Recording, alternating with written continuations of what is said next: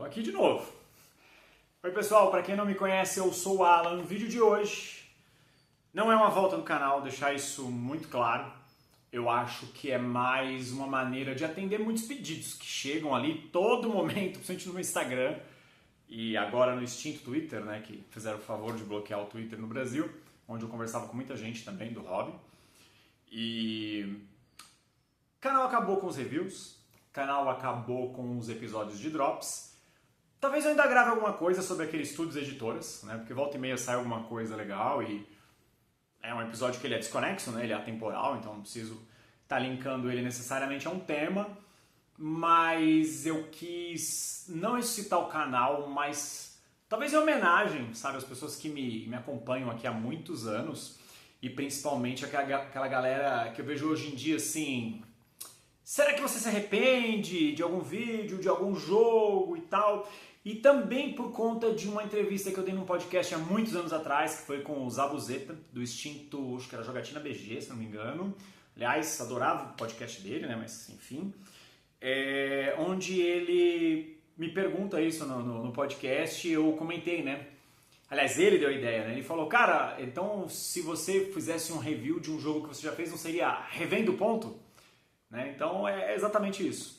Essa série aqui, ela vai se chamar Revendo ao Ponto, né? Não direto ao ponto. Então já estou avisando pra você que tá vendo esse vídeo, ele vai durar pra caramba, tá bom? Pra caramba. Ele vai ser um bate-papo meu aí sobre a história do canal e também falar sobre os episódios que eu gravei e a minha opinião sobre eles e o conteúdo. E até pra ver se a minha opinião sobre algum jogo mudou.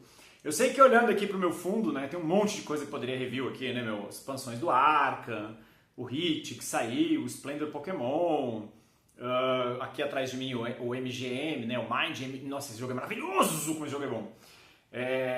Tem mais algumas coisas aqui, o Sentinels of the Multiverse, aquela caixa estupidamente perfeita, Massive Darkness com expansão, tem muita coisa, né, mas eu não vou fazer isso, tá bom? Então tem ali o Final Girl, que é um que eu talvez adoraria fazer um review sobre ele, tô apaixonado por esse jogo, mas enfim, acho que agora é mais pra bater um papo. Então, a brincadeira dessa série aqui é revisitar, né? Idealmente os 100 primeiros episódios. Se tiver engajamento, se vocês quiserem, eu continuo. E a periodicidade, eu me confundo todo, cara.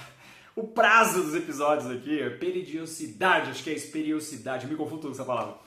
Dessa série vai ser ali em média um episódio por mês, talvez 2, mas não mais que isso, ok? Então a ideia é falar ali pela história do canal. Então, pegando aqui as minhas anotações...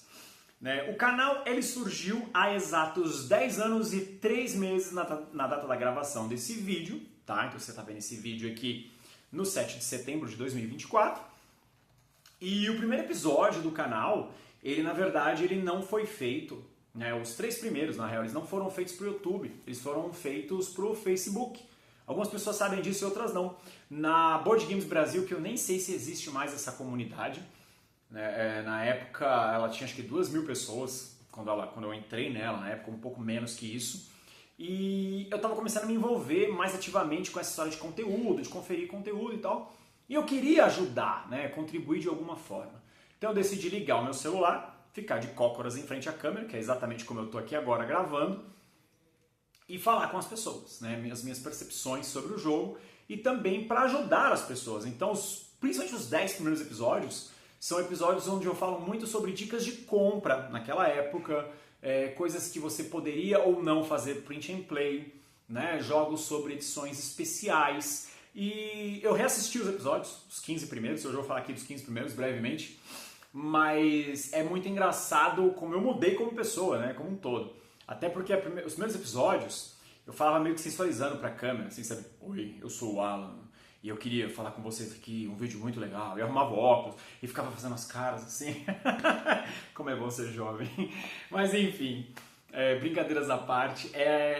Ficou muito claro pra mim a identidade que eu quis dar pro canal logo no começo, ali nos primeiros episódios, e que permaneceu durante toda a história dele. Eu nunca pedi like, pedi inscrito ou pedi o segue aí. Nunca foi o objetivo do canal, sabe? Eu nunca quis ficar famoso. Aliás, eu odeio quando alguém me fala isso comigo. É influencer! Não, não sou influencer de nada, gente. Eu não gosto, sabe? Eu só quero ajudar vocês a terem uma visão ou percepção de algum jogo. Mas vamos lá, sem enrolação. Então, no primeiro episódio eu falei ali do Coop, né, que tinha acabado de ser lançado ali em meados de 2014, 2013, e eu tinha pego, né? E eu fiquei tão contente com a impressão daquilo, por ser um projeto nacional para aquela época, uma coisa meio de vanguarda, assim, sabe? Porque naquela época ali a gente já estava com Deterrence, do Paulo Santoro, sendo lançado, já tinha uma versão do Modern Art, né? Da Odisseia Jogos, tô de cabeça aqui, posso falar algum nome errado. Tínhamos o Samurai, da Serican, então assim, era tudo muito rudimentar. E o Coup, pra época, ele foi um negócio muito bom, muito fora da curva. Né? Então eu quis gravar aquilo, eu fiquei tão feliz em pegar aquele joguinho que tá aí nas mesas de jogo até hoje, né? Onipresente, acabou de ganhar uma versão Disney aí, então foi a maneira de eu dar um oi, eu sou o Alan pras pessoas. Segundo episódio, né, que no caso é o 01, né, o episódio 01 de fato, quando eu comecei a contagem, foi sobre o Ogre Designer Edition da Steve Jackson Games e também do Steve Jackson. O Ogre Designer Edition ele é um dos jogos mais famosos, né, do senhor Steve Jackson lá em pessoa, mas ele é um wargame super datado, eu não acho que ele sobreviveu bem ao tempo. Quando a gente olha assim para tudo que saiu depois dele nos últimos 10 anos, né, coisas como o Joan of Arc, que eu tô aqui olhando, meu full Kickstarter, que ele tá atrás da câmera, não dá para vocês verem, que são coisas que melhoraram o padrão de qualidade, a ideia do jogo, o próprio Rebellion, né, um wargame maravilhoso, o Guerra do Anel e tantos outros, né, tô olhando ali o Labyrinth, o Twilight Struggle. Então eu acho que o Ogre, né, o Designer Edition, era uma caixa que todo mundo falava assim, não, Gloomhaven quando saiu, a caixa mais pesada da história do board game. Mentira, galera. Lá em 2014, eu já tinha uma caixa que pesava 14 kg e 200 gramas. Fui até olhar o peso. E eu lembro que na época eu era casado e quem trouxe isso foi a mãe do meu filho na época. E quando ela foi embarcar isso, eu lembro até hoje a história, que no aeroporto, lá acho que foi de Miami, Flórida, não lembro. A mulher tipo, this is a game, tá ligado? Então foi legal ter um jogo daquele tamanho pra época, assim, sabe? Um negócio assombroso. Mas era legal também porque você vê como era a preocupação de produção, que hoje é uma coisa tão fonte de reclamação das pessoas, sabe? Ai, o meu tile está torto, a minha miniatura está com o braço assim. Então, não tô dizendo que as pessoas estão erradas em reclamar. O problema é que hoje todo mundo está mais focado em reclamar do que jogar. Porque as miniaturas do Ogre, e ele é um jogo caríssimo pra época, convertendo a moeda de hoje, ele sairia em torno de uns R$3.500. Ele era tudo de papelão, era tudo cardboard as miniaturas dos tanques. Eu adorei jogar aquilo, me diverti muito jogando com aquilo. Depois, o episódio seguinte, eu falei de party games. Brevemente, era um episódio muito mal educado, falando um monte de palavrão no vídeo, e aí eu dava recado pra amigo meu da jogatina, porque eles assistiam. Então assim, pum, esse episódio. Terceiro episódio ali, né, na ordem, foi um episódio de compras, onde eu falava um pouco como é que eram as minhas técnicas para comprar no exterior. Né? Tanto através de amigos, ou importando por certos canais. O saudoso dólar a 2 e pouquinho na época da gravação daquele vídeo, então, bons tempos. Depois no episódio 4 eu falei ali de print and play, e eu mantenho essa opinião até hoje, eu não sou a favor de print and play, eu só gosto de print and play de coisas que elas estão realmente out of print no mundo. Né? Então, o projeto que fizeram meu Deus, me deu um branco, não é o Race for the Galaxy, o jogo Glory to Rome, que fizeram aí no Brasil, que todo mundo jogou aí, tem muita gente com a versão tanto em inglês quanto em português do jogo. Eu sou mega a favor desse tipo de coisa, dessa iniciativa, porque esse jogo nunca mais vai sair. Então, para isso, eu defendo print and play. Para coisas do tipo, vamos fazer porque a editora não trouxe, é pirataria. Você pode usar o termo que você quiser, é pirataria. Então, esse tipo de coisa eu nunca apoiei há mais de 10 anos. Depois ali veio o Firefly, da Gale Force 9, que foi um jogo que eu também acho que não sobreviveu bem ao tempo. Pra época eu já achava ele uma coisa muito massiva, mas eu era ultra fã da série. Fui até tentar rever ela esses dias, acho que ela também não sobreviveu bem ao tempo, acho que ela era muito boa dentro da sua proposta ali. Pra época ela foi algo muito legal, e esse jogo é um jogo que eu não teria mais na minha coleção nos dias de hoje. Na sequência ali o Gekido, ou Gekido, né, não lembro a pronúncia correta, que foi um dos primeiros projetos do Fel, ao lado do Arzu, e era um negócio bem caça-níquel assim pra época, porque você tinha umas miniaturas que era tipo uns biscuit, né? Tô falando muito de cabeça aqui, tinha uns cartões, tipo desses cartões postais, aí tinha os status dos bichos, mas não tinha um jogo de fato. Você tinha uma brincadeira ali pra você fazer um Yahtzee com dados e as miniaturas eram o tchananã do jogo, né? Não tinha um jogo de fato ali. Mas foi vendido como jogo na época e pra época eu tenho recordação que foi bom. Depois ele teve uma versão pela Kumino or Not, onde ele recebeu uma estrutura de jogo, com caixa, saíram os robôs, saíram os dragões, entraram robôs e ficou algo muito legal. Né? Mas o original eu não teria hoje mais também, hipótese nenhuma, porque não era um jogo, ele era um mimo, né? Tipo assim, sou amigo do autor, vou comprar isso aqui pra fazer, né, dar uma força pro cara. Então acho que pra época foi uma iniciativa muito legal porque você via que existia um cenário de tentativa de construir comunidade, existia um cenário de você ajudar o game designer a colocar o nome dele em evidência. Então essa época pra mim foi a época de ouro. E eu digo não porque hoje a gente tem trocentos milhões de títulos que podem compor uma prateleira dessa, não é isso. Hoje eu acho que a gente vive o auge da disponibilidade, dos lançamentos, do acesso. Hoje tem jogo para todo tipo de jogador, para todo tipo de gosto. Hoje você não tem jogo que você quer, ou porque você não pode comprá-lo nesse momento, ou porque talvez tem muita coisa e você tem que fazer escolhas. Isso é uma coisa também que eu sempre soube fazer, né? Tipo, cara, saiu 15 jogos no mês, eu vou comprar uns 3, depois eu vou comprando, né? Então eu acho que, apesar que eu estou falando uma mentira aqui, eu sempre comprei muito mais que isso. Mas eu acho que naquela época era tão difícil ter lançamento e todo mundo importava, né? Então hoje quando eu vejo a avalanche de coisas que saem, eu vejo com ótimos olhos. Por quê? Porque às vezes o jogo ele só não te agrada, ele só não serve pra você, não significa que ele é um lançamento ruim, ou às vezes as pessoas têm a mania de enxergar só pro próprio mundo delas, assim, né? Tipo, meu Deus, tá saindo 200 mil unidades de jogo por mês! Mas quem consome essas 200 mil unidades não é o grupo da Board Games Brasil, nem o grupo do WhatsApp. Entendeu? Tipo, o cenário, o mundo é maior do que existe aí no quintal da sua casa, cara. Mas enfim, não vou entrar no mérito aqui. Depois do episódio 7, ele tinha o título de edições especiais, mas na verdade eu estava demonstrando a Puerto Rico, né, a Anniversary Edition, que era uma caixa bonitona, e eu até coloco na época ali no vídeo os comentários problemáticos a respeito da edição, né, dos colonos serem peças negras, então até faço uma piada sobre o racismo presente no jogo, que só não enxerga quem não quer, e realmente era verdade. Depois, quando o jogo foi reestruturado, eles mudaram isso, mas era uma edição belíssima, que foi uma edição que a Grow quase replicou fidedignamente, né, ela só mudou a estrutura da caixa, porque seguia a embalagem da nova edição, né, para aquela época. Ali no episódio número 8, aí eu falo de um dos meus board games favoritos da vida até hoje, que é o Robinson Crusoe. Tá aqui, ó, aparece no vídeo. E eu mostro a primeira edição no vídeo, que era aquelas caixas meio coffin box, e era injogável aquela versão. Meu Deus do céu, era muito ruim o manual. O Ignacy Trzewiczek, eu acho que ele tem esse mal até hoje, mas não só pelo jeito que ele escreve, mas acho que a maneira como os manuais dele são localizados. Porque você traduzir da língua original se perde muito na tradução. Então você traduz de uma língua para outra e dessa outra traduz para a nossa. Eu percebi muito isso na leitura da série dos livros do The Witcher. Eu li traduções diretas do polonês e tem coisas que não fazem o menor sentido, né, quando você vai comparar com a versão em inglês. Então o texto do polonês ele é muito rico, mas ele é muito truncado. E a versão em inglês, os livros fluem com uma beleza.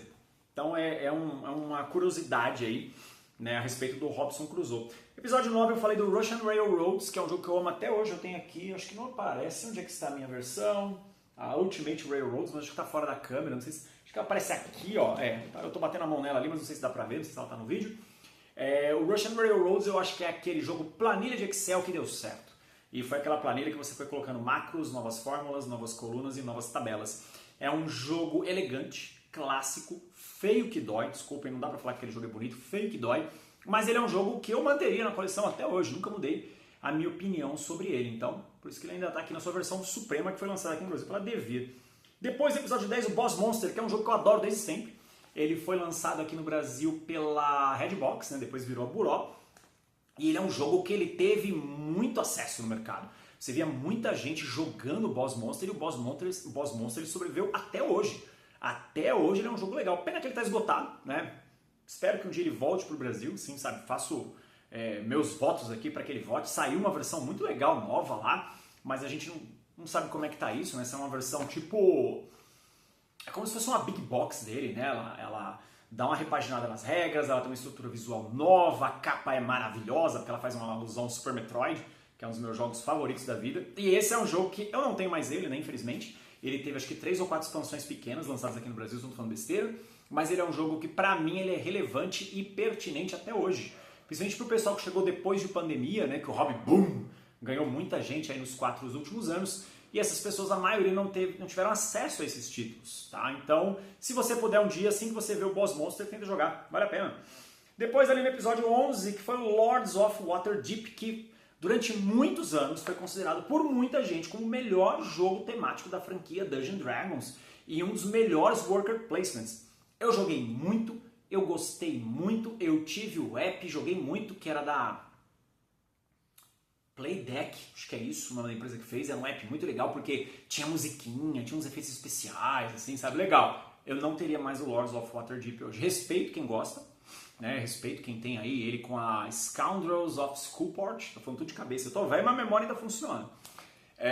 Eu sei que muita gente que ainda tem, que ainda adora o jogo, mas eu acho que ele envelheceu muito mal. Eu acho que ele é aquele jogo que a skin salva ele, sabe? O jogo é bem qualquer nota nos dias de hoje.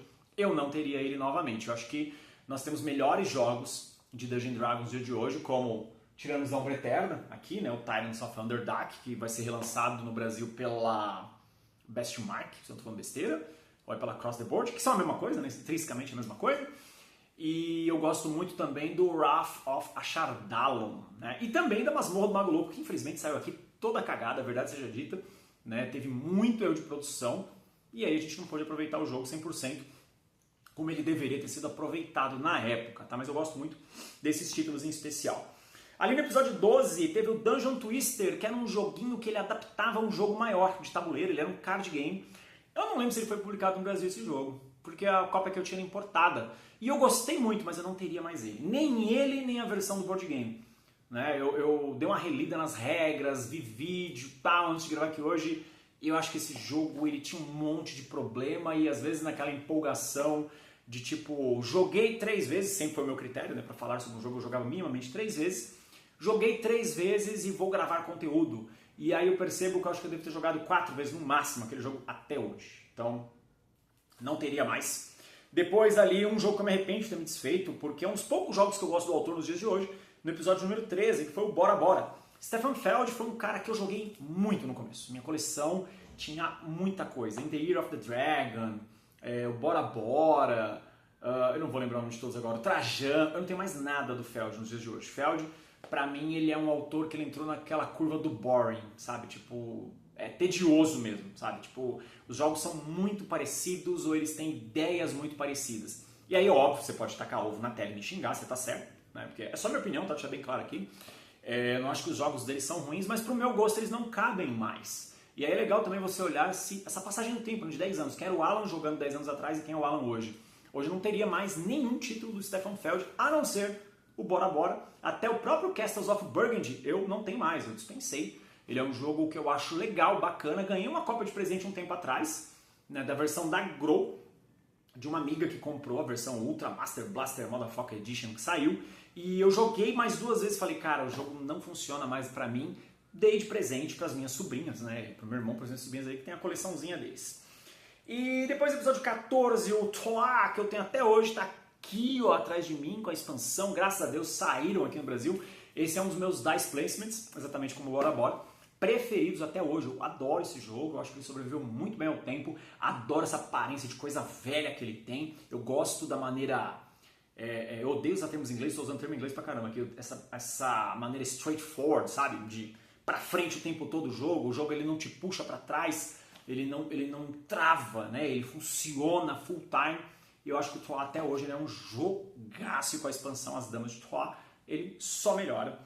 E aí, por último aqui, tá? Pela proposta que eu tô querendo fazer aqui, tá? Para o vídeo não ficar longo demais, que foi o Nations. O Nations, ele foi um dos primeiros, não o primeiro, porque o primeiro foi o Civilization The Board Game, da Fantasy Flight Games, que adaptava a franquia famosa.